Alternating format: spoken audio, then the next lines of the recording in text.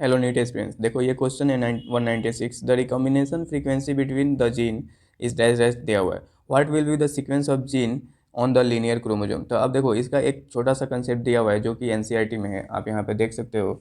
जैसे कि जो देखो रिकॉम्बिनेशन आपको पता होगा कि वो मॉर्गन ने दिया था, तो मॉर्गन का ही एक स्टूडेंट था अल्फर्ड, और वो क्या किया, use the frequency of recombination between gene pairs on the same chromosome as the measure the distance between genes. तो ये कंसेप्ट पे ये क्वेश्चन हमेशा ही नीट में पूछा जाता है, तो इसको कैसे सॉल्व करें। तो इसके कंसेप्ट को समझो कि जो परसेंटेज होता है ना, फ्रीक्वेंसी रिकॉम्बिनेशन फ्रीक्वेंसी जो होती है उस डायरेक्टली प्रोपोर्शनल होती है जीन के बीच का डिस्टेंस।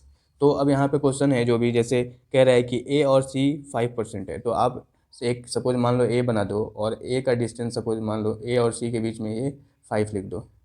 अब नेक्स्ट पॉइंट कह रहा है कि बी और सी के बीच में कितना है, 50% है।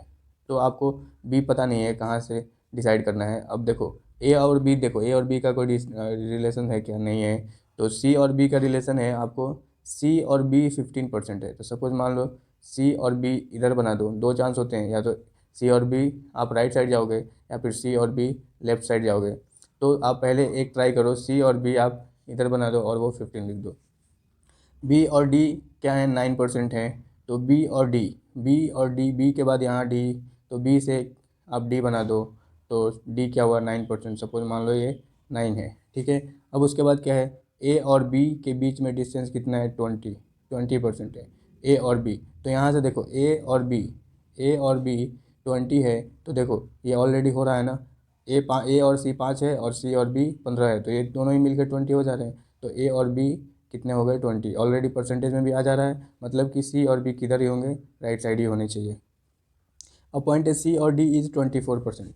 तो सी और डी, अब देखो सी और डी, जो सी और डी है 24 है, तो ये भी देखो 15 और 9 कितने हो गए, 24 हो गए। तो ये भी डी किधर होना चाहिए, राइट साइड ही होना चाहिए। तो ये भी हो गया। अब देखो ए और डी इज़ 29%। अब देखो ए और डी 29 हो रहा है क्या, तो ऑब्वियसली हो रहा है। ए और बी 20 है और बी और डी 20 है, 9 है, तो टोटल कितना हो गया, 29। तो इसका सीक्वेंस देखो ऐसा ही हो गया, ए सी बी डी।